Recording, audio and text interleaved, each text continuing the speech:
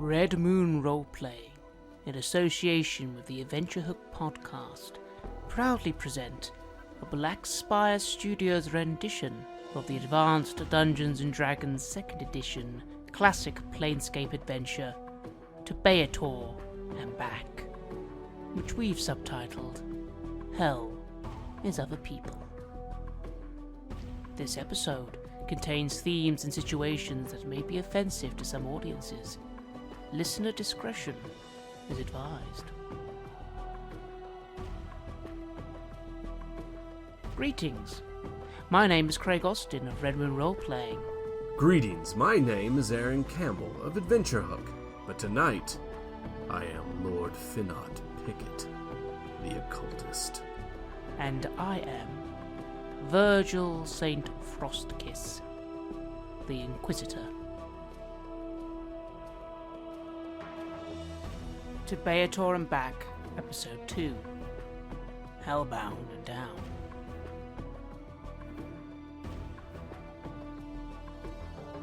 The truth of a thing ultimately pales in comparison to the particulars of how that thing is later remembered.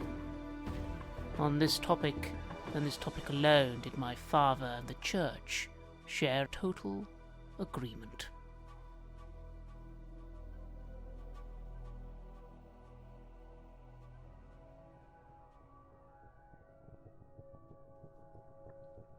As a young man, newly orphaned, I vowed to walk a different path from my father. The rest of Horatio Harper's possessions, along with our family wagon, managed to sell for enough gold for me to pay for my first year of seminary school in the holy city of the theocracy of Solon itself. I quickly found that I fit in well amongst even the most devout clerics in training, and I vowed that I would cleanse myself of all my past misdeeds in service of the greater good. I would leave the Harper name behind me. I did not, therefore, have a surname to go by, and so, due to the unfortunate disfigurement of my ears and fingers, the other acolytes began to call me Frostkiss. This is a name that is carried with me to this day. I achieved a divine connection to the sun god Solaris' power and was ordained a priest within my first year of seminary. Within 2 years, thanks mostly to my talent for listening, I was hearing the confessions of monsignors and even bishops. My reputation for quickly and accurately reaching the heart of any matter preceded me wherever I went, and so it seems it was truly only a matter of time before I came to the attention of the Inquisition. This would prove to be my true calling. My proudest day was when they draped me in the ceremonial red and gold robes of the Order, and I was presented with the emblem of a golden skull, a blazing sunburst, marking me as a near omniscient, nigh infallible member of the Papal Inquisition. Within the hierarchy of the theocracy, I was answerable now only to my direct superiors, or the Pope himself. As the Inquisition's emblem implies, and our motto states, Veritas Abyssi Os. Truth is bone deep. I have proudly worn that badge every day since, and carry along with it my copy of the Flamma Maleficarum, the Inquisitor's holy handbook. This book was personally blessed by Pope Zealous XV at my initiation, and I managed to do all of this, all of it, without the help of my arcane abilities. Well, almost. Thanks to what I'd learned from my father, coupled with certain special traits that I secretly inherited from my mother's blood, namely, the ability to see subtle changes in a person's body temperature, I always had a talent for riddling out a person's true intentions, as well as their lies. But in truth, I really began to rise to prominence within the Inquisition, when my skill for sniffing out arcane practitioners became known. That and my added ability to being able to pull a confession out of an otherwise impertinent detainee, even after they'd resisted being thoroughly put to the question. Eventually even prompted the Pope to recognize the blessings that the sun had shone upon me, and had me canonized as Saint Frostkiss. There is even a modern bust bearing my likeness that now decorates the Hall of Saints in the White Cathedral. So what if I had my secret arcane talents to thank for it? I'd simply turned our enemies' weapons around in service to the greater good of all.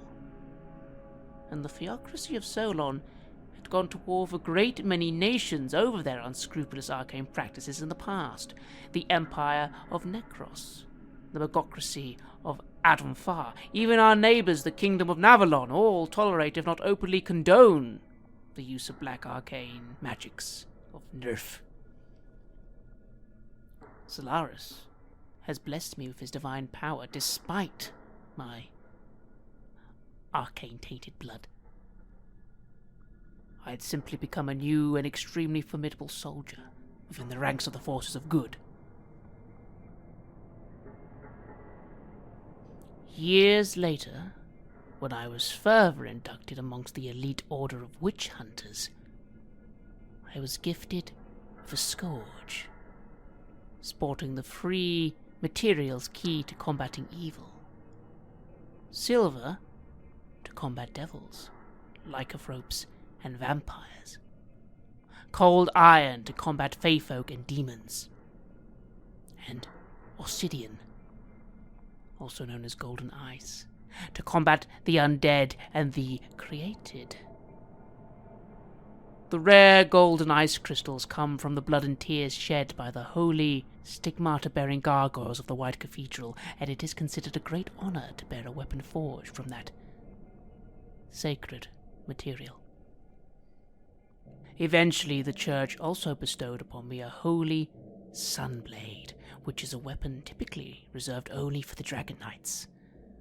But in the capable hands of Saint Frostkiss, it proved to be a valuable weapon indeed. And coupled with my family's suit of chainmail, which is always secretly beneath my robes, I had means to walk away from a number of battles that likely would have slain a lesser armored inquisitor. I have captured a great many hedge wizards, witches, warlocks, necromancers, and worse throughout my storied career. But over all my many years of bringing the Church's foes to justice, there is but one heretic, one fugitive in all that time that has managed to elude me over and over, again and again. Fools! They mocked my theories about the secret math, but one day I'll prove to them who the true fools are. They'll rue the day they humiliated me. The City of Doors is more than a mere myth. It is in fact the very place where I shall finally obtain the knowledge that has so long eluded me, and I shall make my way there if I have to cross hell itself to find it.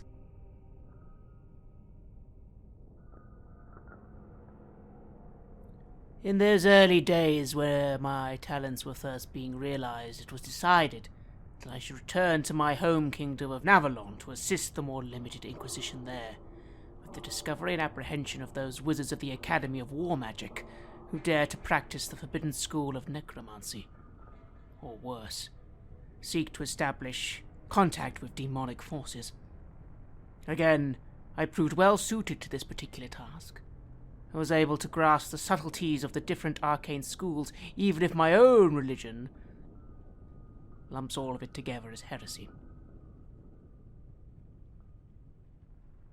Eventually, a person of interest was brought to my attention, Lord Finnet of House Pickett, who was a talented magician of some reputation studying at the Drakesmark Academy.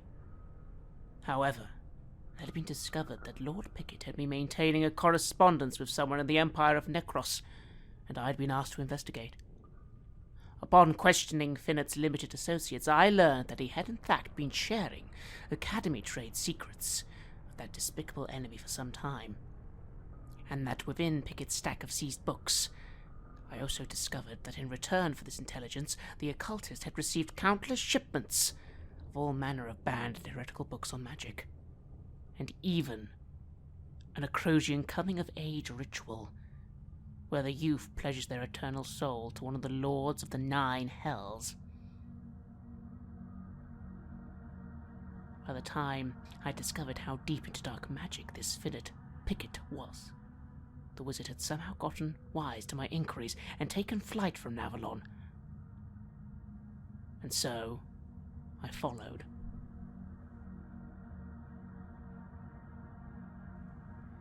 Historically, the ancient battles that had been fought between the Kingdom of Navalon and the Theocracy of Solon had been long, protracted affairs, and very little still exists in the coastal lands between them that are now called the Salted Fields. And it is there that I first tracked the fleeing Finnet. The monks of the cathedral town of Saint Reprieve, deep in the war-torn Salted Fields, give sanctuary to those who bury their weapons and armor in the fields outside its walls. And it was only Saint Frostkiss's unwillingness to adhere to this provision that allowed me any opportunity at all to evade the Inquisitor. However, due to the fact that the monks were unwilling to make an exception, even for the weapons and armor of Inquisitor Virgil St. Frostkiss, I was denied entry to the town. While my pursuer busied himself arguing with his much more pacifist brothers, I managed to escape through an opposite gate under cover of night. Sadly, this sudden exodus forced me to abandon a valuable enchanted dagger that had been in my family for generations to the dirt of the Salted Fields. The only consolation was Finnet was forced to abandon the fine items he'd left buried outside the walls, including a fine family dagger bearing the skull and axe crest of House Pickett. Sometimes years later, I'd find myself brooding over this dagger late at night and cursing the name of Finnet Pickett.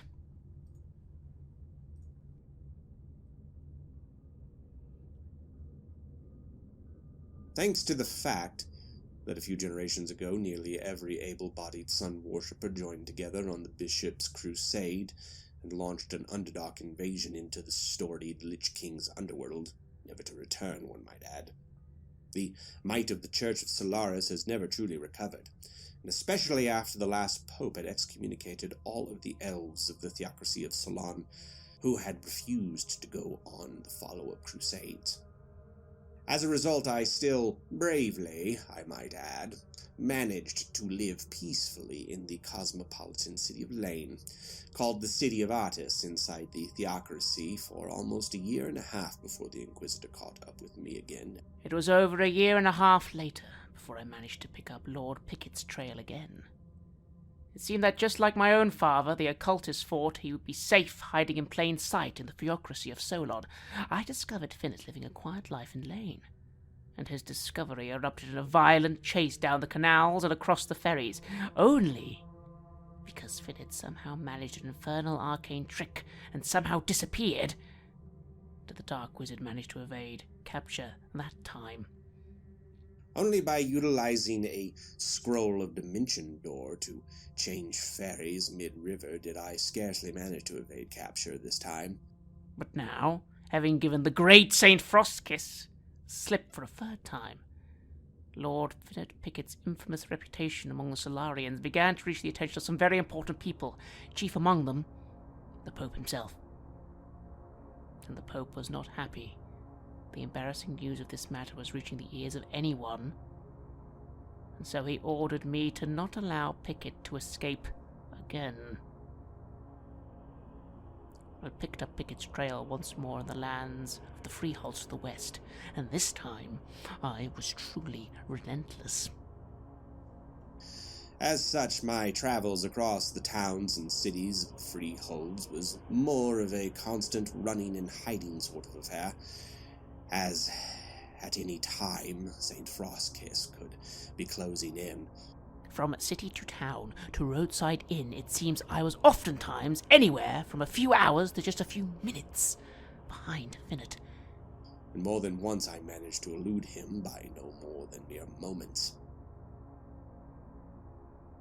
The Inquisitor was proving himself time and again to be a worthy adversary indeed.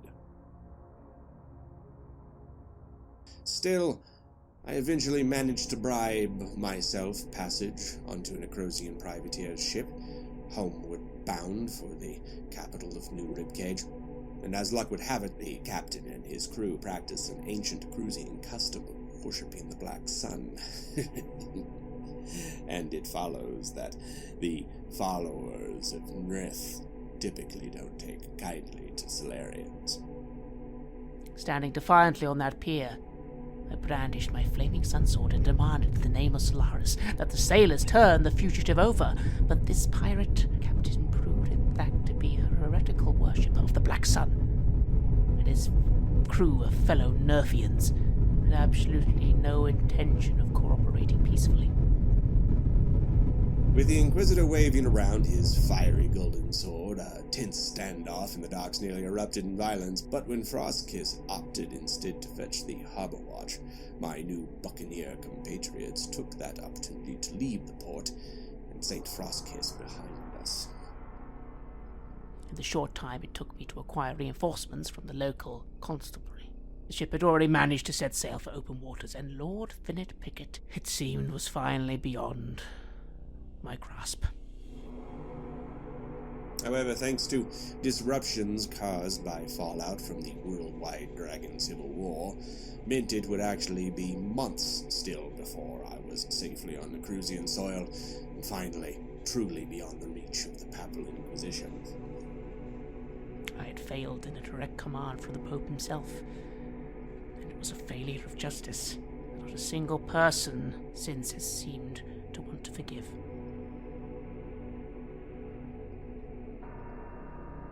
Myself, least of all.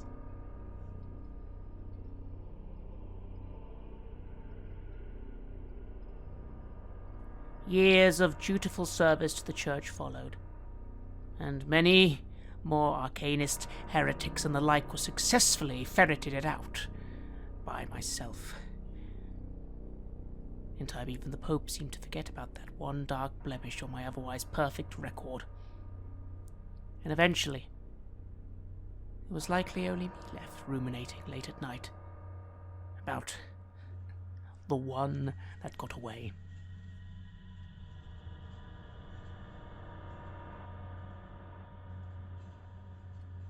My years in Necros were equally disturbing and enlightening.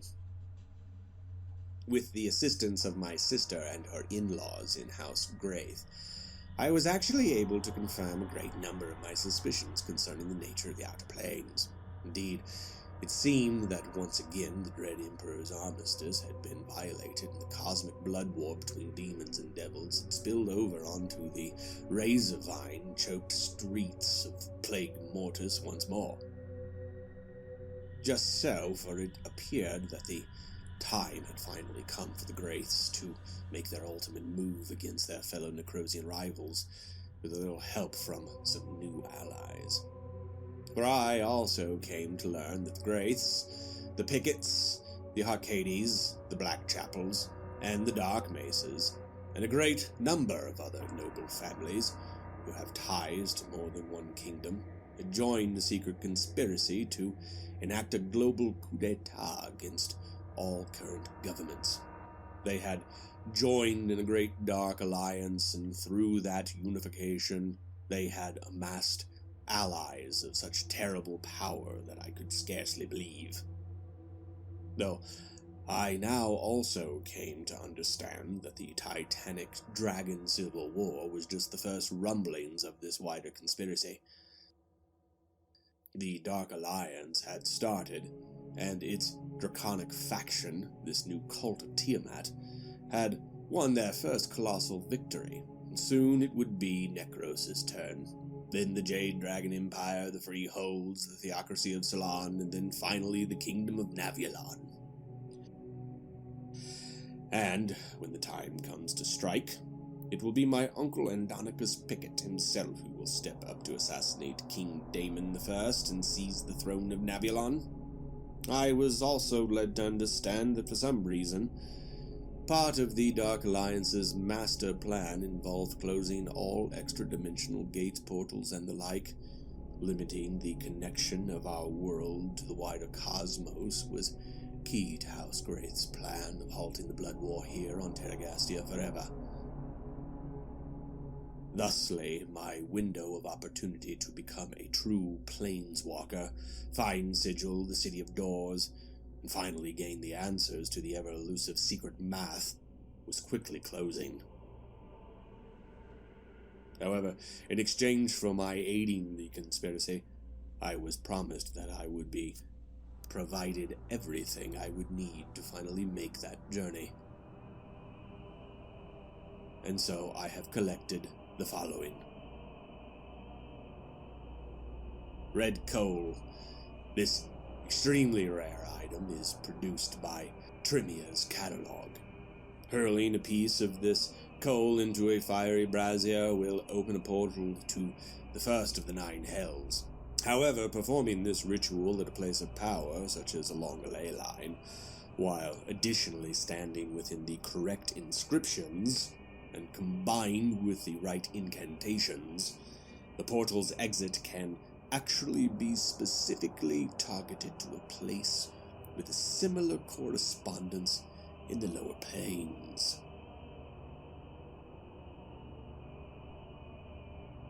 The Pillar of Skulls. The Crosian children's stories say this is a place in hell where those sages who cheated their customers in life now must answer any question they are asked for a price they deem fair. Surely this pillar will be able to guide me to the portal of Sigil. Arkelmans, the name of a demon of the first hell that members of House Graith, historically anyway, have had worthwhile interactions with. For the right price, he'll even offer magical tutelage.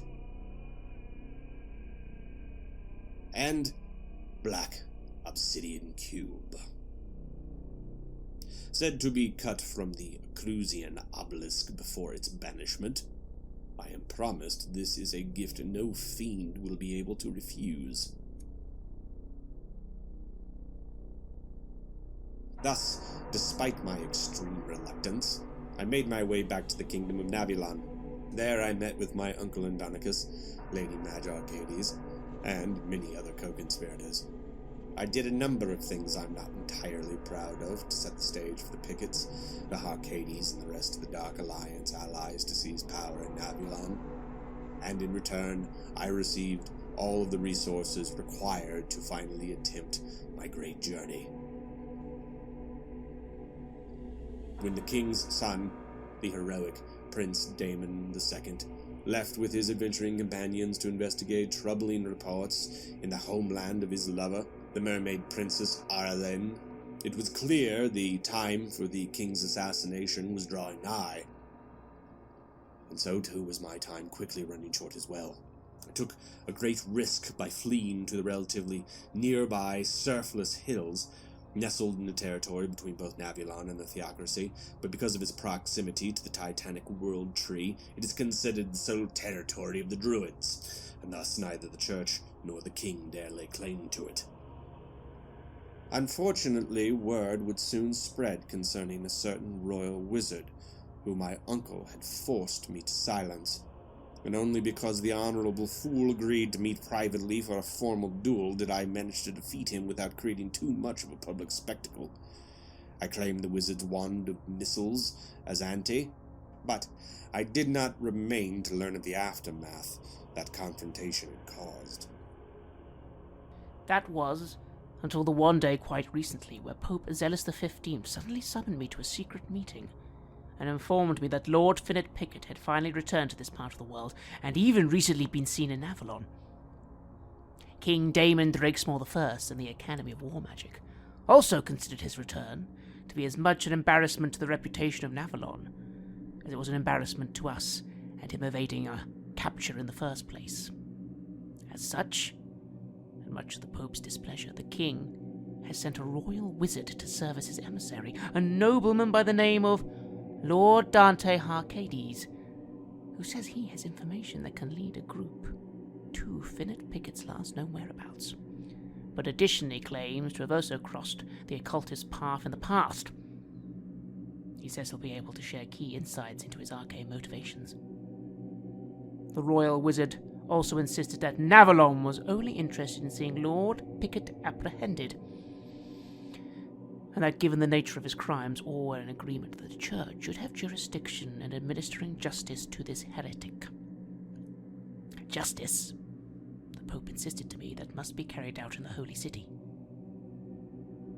I must follow the Flamma Maleficarum's guidelines to ensure a conviction, but a conviction must be ensured. And so, despite what the royal wizard may claim, under no circumstances Lord Pickett to be privately questioned by, or placed into, Navalonian custody. First and foremost, I must return Pickett to the White Cathedral alive and in a state to be questioned. The infallible Pope cannot be expected to forgive a faithful servant's second failure, after all. And to ensure that Lord Harcades and I obtain success, the Pope has put a member of the Holy Order of Dragon Knights commanding a squad of 20 temple guards at my personal disposal to aid in Finnet's capture. This Dragon Knight commander, Sir Milton Vespers, turned out to actually be one of the more tragic figures in the Church. He is a decorated member of the Paladin-exclusive knighthood of the Papal Dragon Guard, and additionally is a veteran of the Bloody Dragon Civil War, which years ago the Church had sent forces to engage in half a world away.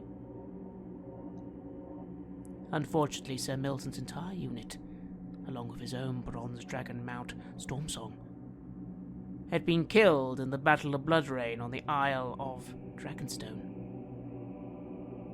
And apparently he still is in mourning and thus has not been able to bond with another mount. Still, Sir Milton is clearly a capable warrior, and he and his men should prove invaluable should I require martial assistance to apprehend Lord Pickett. There's something odd, detached even, about the knight that I can't quite put my finger on, but by virtue of his very nature as a paladin, I know Sir Milton is a trustworthy sort. Additionally, I have noticed the temple soldiers are just as comfortable with immediately following my own orders as they are his. And I have noticed Sir Milton has realized this little fact, but as of yet, I do not believe it is a cause for any alarm.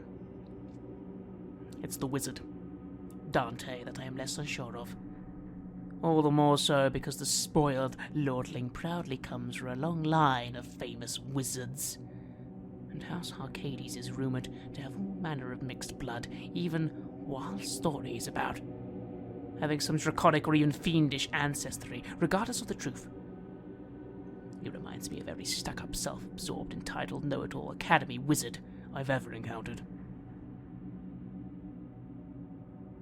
Deep in the wilds of the Surfless Hills, I found a ley line strong with the element of fire, and followed it until I found the perfect place. An ancient, abandoned wizard's mound that once must have belonged to some Cruzian elementalist, complete with a 60-foot vaulted interior chamber ideal for summoning rituals. There, for days upon days, did I call up fiend after fiend until I conjured two horrifically vile lemures, who I believed must have personally seen the Pillar of Skulls. Pressing these pitiful creatures into service, in time they recovered enough of their minds to instruct me on the portal diagram that lay in the same general vicinity of the Pillar of Skulls, which I could also replicate here. And for many agonizing days, the devils helped me do just that.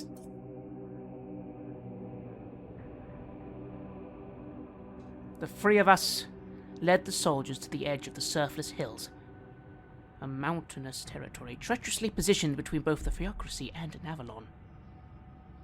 Being then beyond the reach of civilization, we were actually forced to engage the services of a local elven druid, who goes by the name Brother Mark Maple, to be our guide through the untamed wilderness. Most of the churchmen gave the druid and his pagan advice a wide berth, particularly since the wizard seemed so comfortable with him. Still, the druid proved to know his way around the woods at least, and appears to display some of that fabled druidic power as well. For instance, I've seen the elf regularly drink from a canteen that I've never seen him actually refill. And he manages to provide rations for anyone who needs them, even though he's never left our side to scavenge, or even seems to eat any of it himself. Once I even saw the druid take the form of a squirrel and scamper off into the treetops, only for the elf to return to camp a few minutes later as if nothing odd had happened. This strangeness aside, with the druid's guidance, we have been able to follow the telltale signs of Lord Pickett's passing along a road of fire, so the pagan claimed, until at last we came upon an ancient buried structure so old it could well date back to the old Etruscan Empire itself. My diagrams complete, my incantations triple-checked, and all my valuable tools and weapons at the ready, or safely tucked inside the pockets of my handy haversack, I was finally, at long bloody last, ready to say goodbye to this world. The astrological charts I drew all indicate the cosmic trap I'd been forewarned about was about to close. The astrological charts I've consulted for today and my dragon bones both have auguries pointing to a period of great imprisonment being immediately at hand, which I'm taking as a good sign of Pickett's. No, Pickett. Curse.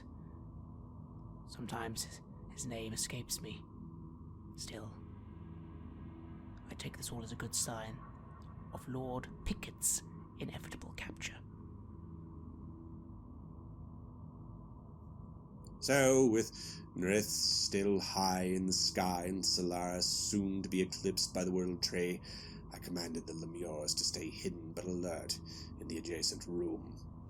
At long last, Lord Finnet Pickett is again within my grasp, and the Pope's desire for a living prisoner or no, I'll be damned if I let that occultist escape from justice. A final time. And with the red coal clutched in hand, I began to chant the long incantation that will open the portal to the 9 hells. The proper spells take at least an hour of uninterrupted chanting to cast correctly, or else I might end up literally anywhere. But with victory now finally so close at hand, what were the actual chances of that?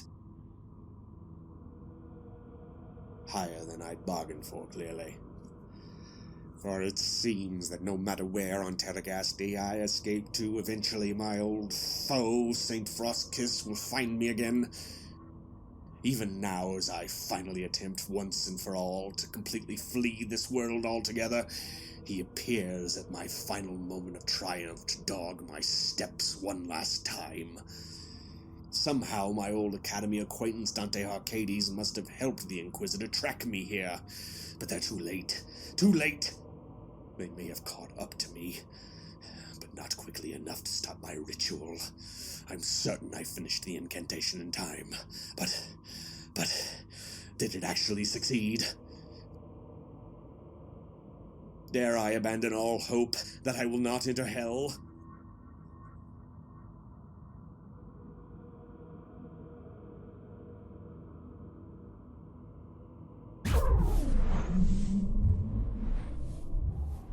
You have a moment of disorientation while your head clears from the magical transit.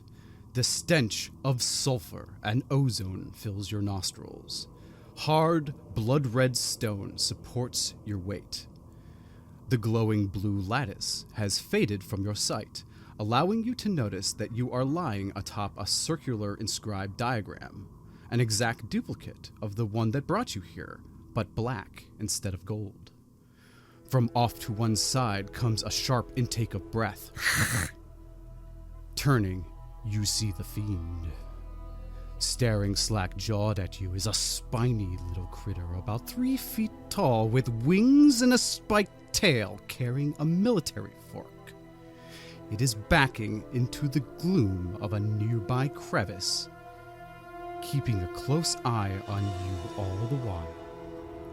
It halts only when it hits its head on the wall. And it's muttering something to itself. These books are no suddenly was trying to give us a laugh. Whose is these critters? What do you do? I sit up, I look at it. What? Finot starts laughing maniacally. He's like, I did it! I escaped! And then he goes, where are we? Are we in the nines? Are we in the nines? I am taken aback for a few seconds, and then the only thing I can focus on is the goddamn laughing of Finot, and I immediately move towards him with my blade held high, and I almost pause for a moment because I'm not entirely sure what to do next. Yes, Inquisitor, where are you? Where have you brought us? I say. Finot kind of like he turns his attention to Frostkiss and begins backing up, and he's like, "Don't you better stop, because I'm the only one that knows. If you want to get out of here safely, you'll lower your sword. Dante, tell him to lower his sword." Frostkiss, Saint Frostkiss, please lower your sword. Where are we? I lower my blade and very quickly remark, "Pickett, what have you done?" I've saved us all, is what I've done. I've delivered us from Terragastia, from the arms of the Dark Alliance. My uncle, his plan was about to end and would have closed the whole world off. But now we're free. I'm free, and I can finally finish my research, discover the secret math, find the Concordate City. You don't understand. Little demon, little devil, where are we? Are we in the nines? Please say. He turns to you, and he takes a moment to sort of assess the group of you as he's sort of backed against the crevice of this like large stone wall. And peering around, you can actually see that you're all in some kind of great, almost looks like a crater, or like almost a cylindrical tube of stone that you're in, that's hundreds of feet across in diameter, but laid with flat blood red stone, where these black circle magical inscriptions are actually carved all over this thing. But you turn to this creature. It assesses the group of you and says, Yeah, Burke, what does you think you was? But the clueless Pramses, don't you know who's in the furnace? Clueless-sided Burks. Despite myself, I give off a little laugh. Well, I don't quite understand what he said, but he did say we were in the nines. It's accomplished. We're out. I'm out. What's... I very quickly look around at this point for Milton.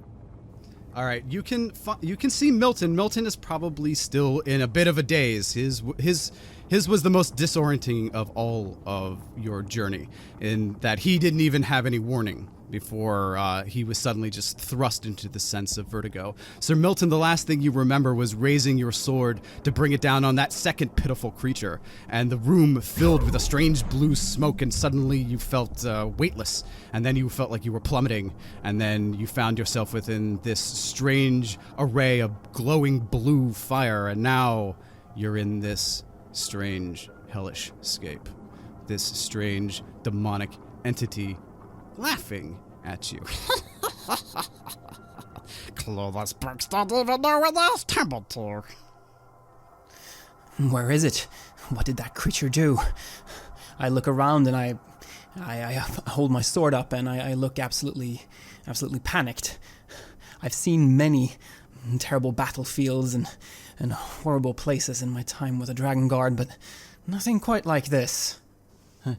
But I turn to Finn. It's like, what about your family? What about your sister? My family? To the hells with them. To this place with them. My uncle Andronicus,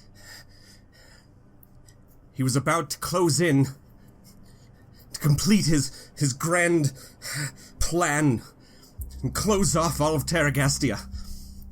And I've escaped, free from that place. And so are you. You should be thanking me now. I did you all a great service. In wait a just second. moments, Wait perhaps hours, you would have all been trapped in a world of darkness and death. But why bring us here? What are we supposed to do here? Just start new lives? What's your plan? Well, my plan didn't involve you before, but now you're here. So, understand, I'm the only one who really understands where we are. So, keep your paladin in check, because if you want to make it through here alive, if you want to get to the Concordant City, then you have to work with me, Dante. You have to understand. The Concordant City? Yes. Did you find it? I believe so. I've heard of a place called the Pillar of Skulls, and if I get there, then I think they can tell me how to find it. I was told by the creatures that you so mercilessly killed in my laboratory. Those pitiful creatures that you sent back here to the Nines for eternal torment again. Monstrous. Your paladins. You think that you can just raise your sword against anything that you've considered evil and cast it down at your whim. But you don't know anything of this multiverse. That is exactly what we can do, and I step forward again. I have lowered my blade, but I'm starting to rise it up again. Enough of your talk. Enough of your madman ranting. You are not going to be killed until you bring us back. Redo your ritual immediately. Even if I could redo the ritual, I wouldn't, and I couldn't, because probably by now already Terragastia is closed to the multiverse. My uncle and his infernal plan has probably been accomplished by now, and Terragastia is never more to be traversed by anyone. Do you truly believe this? Do you truly believe that he would have the entire continent? The entire plane or the world? The entire world they've closed. That obsidian thing that they've been... that's there. It's the fulcrum of it all. And they've been working. They forced me. You understand? I had to do their bidding. It was the only way that they would allow me to leave. The only way that I could continue my work. And besides, my uncle Andronicus, he's a monster. A monster unlike you could even imagine. And the torments... I would gladly accept the Paladin's blade rather than face Andronicus's wrath. So... And yet you have led me a merry chase for years. Well... That was your will to follow me, not mine. I didn't force you to follow me. I left Navulon, and you could have left it there too. I left Solaris, and you could have left it there too. Do not let people get away from me, the likes of you. Now, Dante, what in the name of Solaris is going on? What's he speaking of? Enough of this mad talk. What we've been It's not mad talk. Please. Have you heard of the Dark Alliance? Have you heard of the Dark Alliance? Finnet, this sounds... You must understand... Have I heard of the Dark Alliance, DM? No, Inquisitor. You have never heard anyone talking about the Dark Alliance or any conspiracy like it. However, there is something you do know a thing or two about reading people, and whether or not Finnet is crazy, he certainly believes it. I simply frown and look to Dante, remarking again, "Explain, wizard, what on earth he's talking about." Am I familiar with this Dark Alliance? Is this thing? Have you? Not unless it's in your character background. No, I look back at the Inquisitor and I wish I knew. And I turn to Finnet and it's like, I'm sorry, Finnet, you're not making any sense. This Dark Alliance, you must understand your visage, how you look right now. You appear like you've gone completely mad. Well, you'd be looking mad too if you knew what I knew. You would be eager as I am to escape from that world if you knew what I knew. If you had been forced into... conscripted by your uncle to commit the acts that he made me commit. No, you don't want to go back there anymore, even if you could.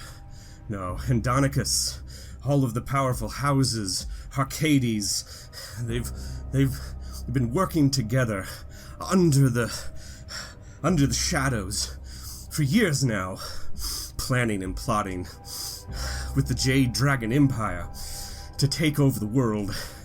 King Damon I, dead by their hands. You don't understand. It's all coming to fruition today, back there. And the king when is they dead? accomplish, yes, as far as I know, the king should be dead by now, and all of their plans have come to fruition. And the world, they're gonna close it off. Don't you understand? It could have already happened by now, within moments. I was at the very end, and they've taken over. They've taken over everything. And there's no hope left to be found in Terragastia now.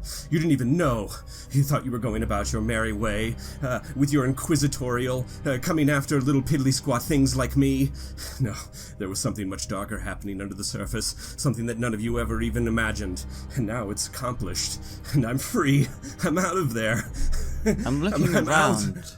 trying to decide for myself if I believe all this or not. And Well, you are definitely faced with some surreal imagery, to say nothing of this spiny little creature that seems to be calmly but nervously assessing you all.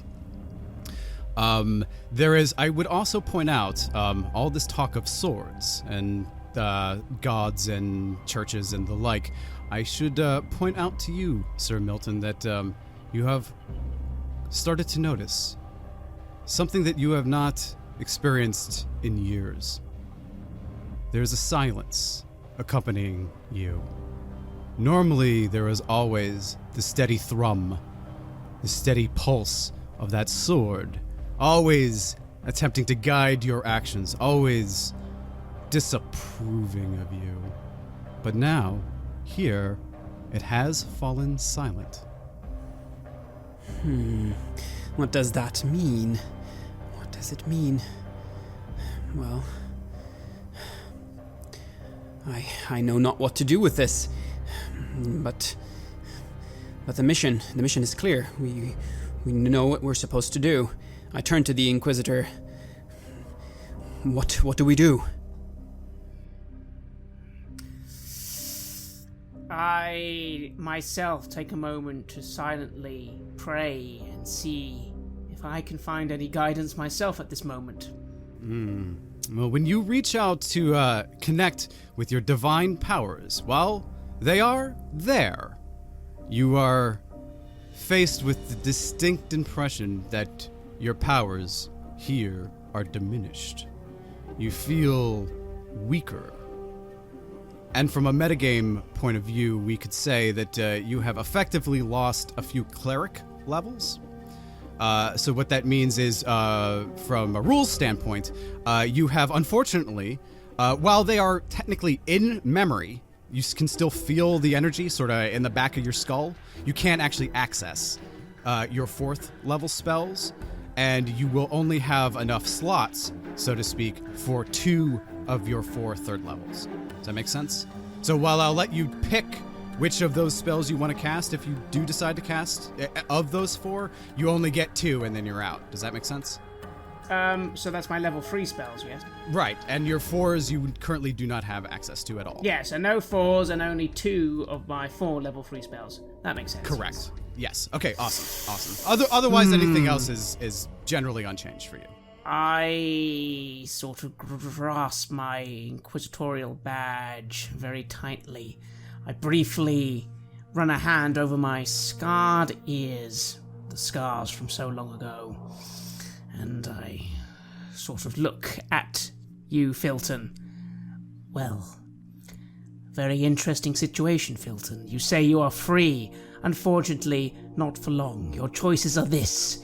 You will get us back, or I kill you right now. It seems if what you say is true, and I can't get back any other way, then, well, you don't need to live anymore. If you want to survive, you'll work with me. You'll help me find the Pillar of Skulls, because otherwise... Do you know where you are? You're in the 9 hells. And a cleric like you, a paladin, has no hope of survival here. You'll be like a magnet for these devils. Your only hope is to get to the Concordant City, to get to Sigil.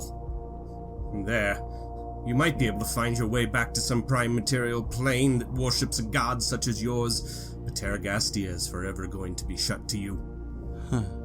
I rub my hands and I let the quarterstaff lean against me, and I feel suddenly the bracer on my arm where I usually keep my falcon, and it strikes me, is he still present in my mind? No, you sent him off flying, didn't you? Yes, he was to circle the mound to see if Lord Finnet would come out. And now he's not there. No, he's not. But after this period of time has passed, tell me what you guys are doing about this little devil, who is right now still sort of cowering in the shadows, so to speak. Is, obviously you wouldn't forget that he was there. Yes, I keep going back at him from time to time with my gaze, trying to decipher what it was he was saying, and it seems that whatever Lord Finnet intended, whatever place Lord Finnet intended us to take to, that thing just confirmed that we are there? Is that right? Perhaps. In fact, now that you're thinking about it, it didn't strike you immediately, but you did actually recognize the language that creature was speaking. For some odd reason, he was speaking the high imperial language of the Empire of Necros. How could that be?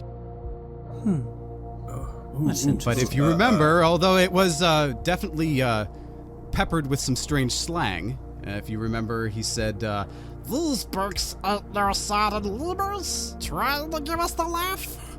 Who are these cutters? And again, he is, squinting in your direction. Finot says, Devil, you speak Necrosian. Do you know the name? No, Burke. You speak Infernal. Infernal. So the Necrosian language is actually planar? I guess so. Where you prams from? Bunch of clueless banging around. I suppose this... Don't even know where they're at, does this? It shouldn't be surprising that there is a connection between the Necrosians and the fiendish languages. But still... Do you know if we are near the Concordant City? The what? Where? Sigil. You know the name Sigil? Oh, yeah, sir. Yeah, I've heard of Sigil. Do you know the name... Once we get there? Devil. Do you know the name Arkelmans? Maybe. What's the Burke's offering? You want to trade for some intel? What's he got to offer? Yes, I must find the devil. I must find the devil named Arkelmans. He's said to be able to guide me to the Pillar of Skulls. Ah, well, I wouldn't know nothing about that. But Arkelmans is sort of the guardian of the portals that are in Lord Bell's territory. You know. So he's sort of a high up. As he speaks, the imp is getting clearer and clearer to me what he says. I'm walking up to stand next to Lord Finnet. You are saying you are looking for a devil here. But why? I mean, do you still have some sort of hope of returning to... No. Dante. There is a devil known as Arkelmans. He was connected with House Graith, historically anyway. And I've learned that if I find him, he supposedly knows how to get to this Pillar of Skulls, and if we get to the Pillar of Skulls, that there Any question can be asked for the right price, and we should be able to learn how to get to the city of Sigil, the Concordant City. So, I must find Arkelmans. Well, Burks, I wouldn't know nothing about how to find the Pillar of Skulls, but I've heard of it, and I know who might be able to tell you. For a price, of course. What would you ask, then? Well, what kind of junk you got under? I look around at the group. What do you have that... can I make like a roll to kind of get an insight into what kind of gifts a devil might find appropriate? You could roll religion, sure. Okay. I'm rolling high or low? You want to roll low on a proficiency check. Rolled it, yeah. So I rolled a 9 on a set. I have a 17 religion, so success. Okay.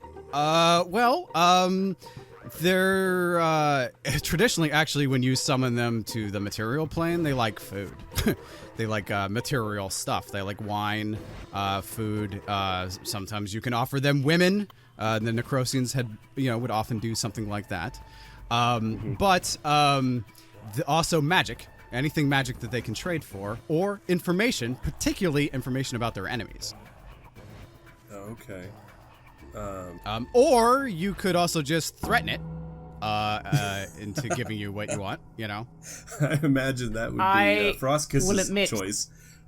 Yes, you can probably see me simmering with rage, but somehow I am actually listening to what's going on. I'm observing the situation, but I'm just staring daggers at Finton, like, very close to wanting to throttle him. Yeah. Okay, actually, and this is actually a really, really good point. At this point, I would like Sir Milton and St. Frostkiss to each roll me a die 4. A d4, right. Mm-hmm. Yep. 3. 3? 2. 2, okay. And then Dante, if you would make me a luck roll. And what was that again? You rolled, your luck is a 4, so you want to roll below 4 if you can, on a d20, which is going to be hard. 1. You did it! Awesome! Okay, all right. So while you guys are standing around sort of arguing, berating, bargaining with this, like, little devil, suddenly... that black magical inscription on the ground flares to light once again in blue light, a blue flame. And now that you're standing outside of it, you can see much better. This sort of it almost creates like a 3-dimensional vortex of sigils, glowing sigils, in this glowing blue flame. And there's a sudden scream, ah! And 5 of your soldiers come tumbling through the portal. Shit. As well as they are joined by a triumphant shriek of a falcon, who also comes through the portal. And my heart is filled with joy as I see Nyx coming through, and I hold out my arm to let him land. And he does very. You feel that that connection, that familial connection, immediately reconnect as soon as he comes through the portal, and then yes, it's like being reunited with something that you love, and you are back together again. I move up to the men. Want to make sure that they are all right. All right. Well, you probably are going to want to make me a charisma roll to keep the men's morale in order, as they are starting to take assessment of their surroundings, and some, as you can imagine, are starting to panic. Right. I have charisma 17 and I roll 15. Okay. You manage to calm the men down and keep discipline. But they are noticeably shaken by the entire experience, and one of them is just staring slack-jawed and at this little devil and mouthing some kind of silent Solarian prayer. Men, we find ourselves in a strange place, but we're here together, and we will find our way out together. Yes, that is our way, and Solaris will not abandon us here. Yes, sir. No. Yes, sir. Where are we, sir? They say we are in the 9 hells, whatever place that is.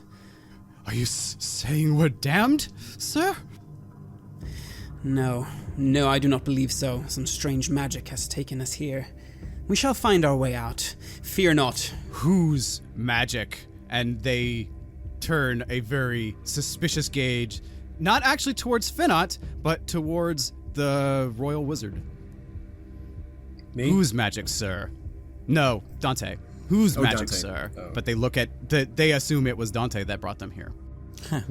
I look back at the men as they turn to me, and I say, "Did something happen just before you went in? Did something change in the world you just came from?" I sort of ignore the fact of their accusing stares, because my curiosity takes the best of me, trying to deduce what if Lord Finnet, what he said, held any sort of truth.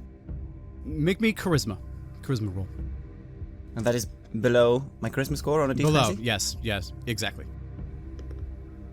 Ah, dang it. No, I roll 19 on a 13. Okay, no, they seem maybe like one of them raised an eyebrow, like that's an odd thing to say, but no, they don't seem to want to give up any additional information to you at this point. Well, I interpret that as nothing happened then.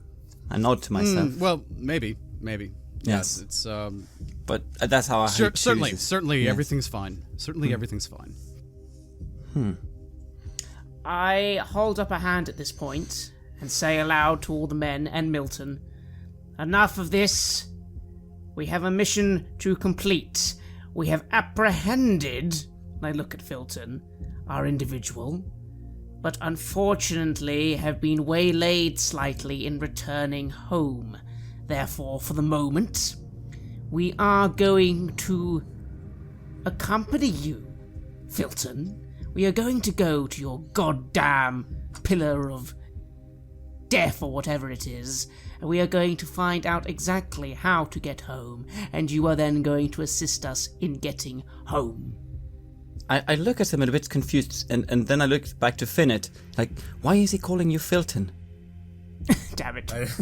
Yeah, you'd think that a paladin with such a stick up his butt, following me for so many years, would know my name, at least, as I guide you safely through this hellscape. Oh. Well, a paladin is, holy warrior, Yeah, this and close that. enough. Yeah. Right, exactly. A slip of the tongue, Finnet. What can I say? I am under great duress. So, what do you say? We are going to accompany you. We are going to complete whatever fell deed you seem to think need to be doing, and then you're going to help us get home, and you're coming with us. And I look at the cleric curiously. It's interesting. I say. Very well. Fine, then. We work together for the time being. But don't hold your breath for getting home again.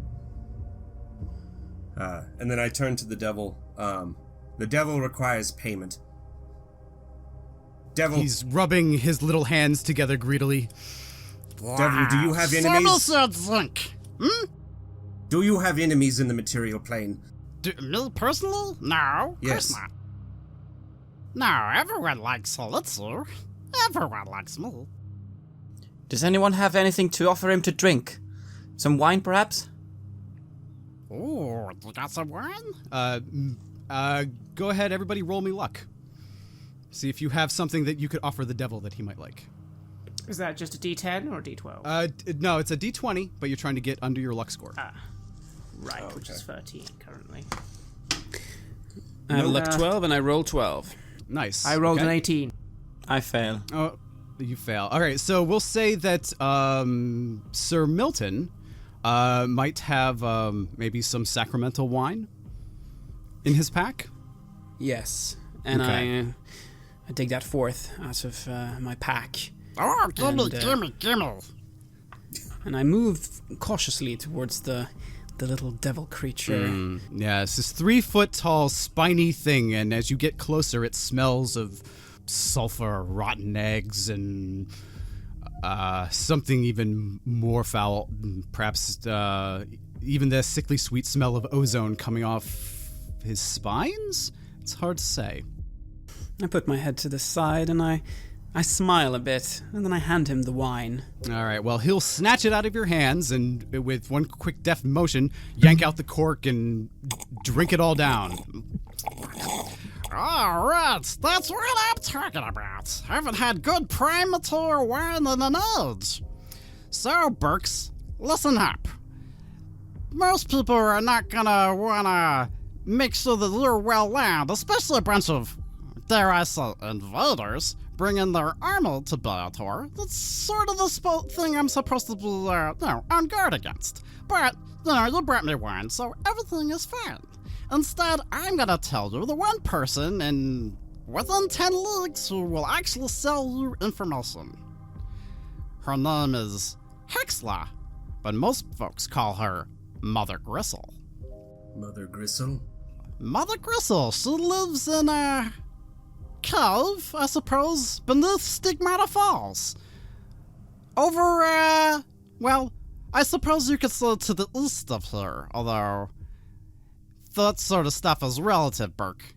Did he say Beato? He did. So Does that mean something to me? It might. Does it sound familiar? You tell me. Might have come across it in a book one day. Yes. Yes. Yes. Something Finot showed you, maybe? Yes. I think so. Then it's probably true, yes, where we are. Interesting. I feel a sting of mixed feelings, I suppose. Of curiosity and happiness and some sort of progress, but I'm not sure what to make of all this. See, Dante? All of our discussions? I told you. There's more to be learned here than summoning back to the prime material plane can tell you. Here, this is where the answers lie. The secret math. I wasn't lying. It's real. It's real, and we can find it in Sigil. You don't think this is the origin of where we draw our magic? No, but the answers to where the origin is, perhaps. Yes, it is said that the answer to every question can be found in Sigil. The door to every realm can be found there. And so the door to the secret math must also be there. To the realms beyond. The thing that even the gods feed off of. And perhaps where all these names, Mordenkainen, Melf, Tensa, all of them. Yes, Adeluk, Rere, Eldminster. Anton von Kritz, wherever they first must have journeyed. Or did you think they actually went there? I, at this point, step forward right in between both of them and just bring down my foot. Enough of your goddamned heresy and talk of finding out occult mysteries, dealing with devils, and gaining all the fell powers you two wish. We are moving on now. I do not care one bit, Finnet, for your philosophy, your words, your very thing. To me, you are nothing but a heretic, a madman, and now I finally find out as well, a coward of the basest level. Now, call me a coward all you want, but you soon may be eating your words, cleric. On the contrary, no matter what befalls us in this land, I can assure you the one thing I will not be doing is running away from it, Finnet. I do not run from things. And I briefly find myself thinking of my father, and I just feel even more resolve at what I'm saying. Very well. So what does that mean for you and for your group? What do you do next? So I would look back to the devil and say, point in the direction then, devil, and let the cleric trod forth, the inquisitor that he is. Very well, follow me, Burks. And he sort of turns, walks away from the wall, and on one side of this column or crater that you're in, you do see there's this odd stone ramp that leads up from this level, deep down in this hole, up to what looks like the lip, maybe 50 feet above you, maybe even more. And he starts to walk his way up this irregular stone ramp to which you can follow behind him. As you do so, those of you with a background, perhaps in healing, could make me a roll. Yes. What am I rolling? Just roll and try to get below your heal. I too have healing. Mm-hmm. Oh, hang on. I don't think I actually have healing. I just have healing spells. Oh, yeah, no. It might just be Milton then. Yeah. Indeed. Actually, it's probably the druid who is also the one with healing.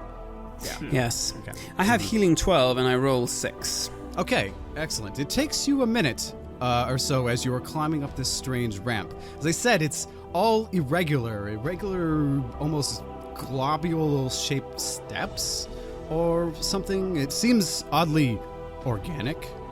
And as you come to and you come up basically cresting the lip of this crater and looking back down, you realize that you were just walking up a gigantic tongue, a gigantic immobile stone tongue, and each of those steps was like a taste bud. And looking back down, you can see that the lip of this crater is actually the puckered and broken stone lips of some gigantic face. Finot is utterly fascinated, yet kind of withdrawn and timid. He kind of wants to touch things, but you can see there's fear mixed with fascination. Mm-hmm. Yes, and the men basically form up around Milton and Saint Frostkiss, and they quake with fear as the visage beyond the crater greets you all. At your backs is a great, craggy, nightmarish stretch of needlepoint mountains that look completely impassable. Off to your right, you can see an endless ocean of lava stretching off to the horizon. At your feet, beneath this slope, the crater descends to a great dusty plain towards what I guess we'll just start using directions. What we'll say now is to the southeast is a great dusty plain to which you perhaps could even see strange shapes milling about. Or is that strange armies? Off to the east, then, is another stretch of mountains that disappear into the haze. But it is in that direction this little devil points. And he says, There, Brooks, beneath Stigmata Falls, you will find the Mad Witch, and she can sell you whatever it is you need to know. Very well, then that is where we shall be going. So where he points, can we actually see the falls, or is it just a direction? at this direction, it would be too far. You would be miles and miles and miles away from this stretch of mountain, so you probably wouldn't be able to make out the details yet. Although, Dante, you perhaps might, just barely, start to make out the silhouette of a mountain in that range that towers above all the others, and it seems irregularly shaped, almost as if it was some kind of strange plateau with smaller needle-like mountains protruding from the top of it. Very odd. I see. But also, I would say that as you are taking in this visage under this crimson sky, featureless crimson sky, there are occasional reports of large explosions that dot the horizon in all directions. Random fireballs fill the sky with black, acrid smoke. I say aside to Milton, one thing is clear, my friend. He truly has brought us to the very... Perhaps this is the realm of the Dark Sun itself, maybe even beyond it. We'll have to be very careful here. I believe all our greatest foes we've ever imagined are here in this realm. Yes, but Solaris has seen fit to send us here because we are capable. We can handle this, my friend. We will get out of here, and we'll bring our quarry with us. Do not trust too much in Solaris. He has no purchase in this place.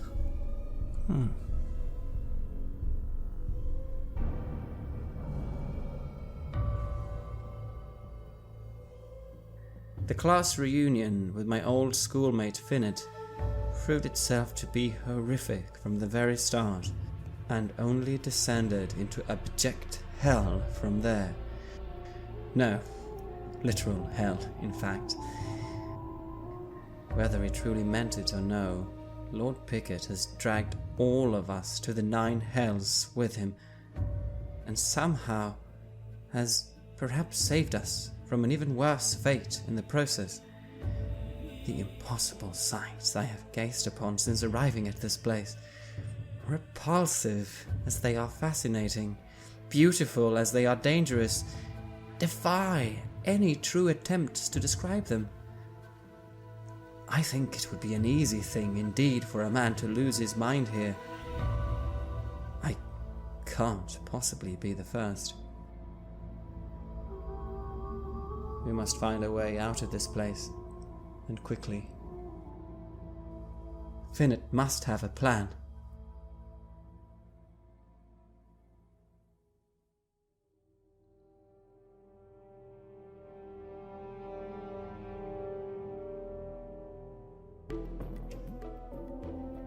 This episode features music from the enhanced soundtrack of the classic video game Planescape Torment.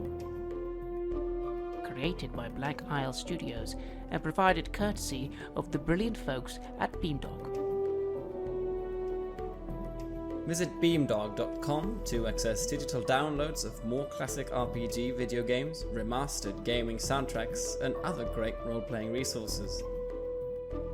This episode of To Beator and Back features music from Metatron Omega. Of the albums Sanctum, Gnosis Dei, and Illuminatio. And from Atrium Carceri. Off the album, Codex. and made available courtesy of their label Cryo Chamber.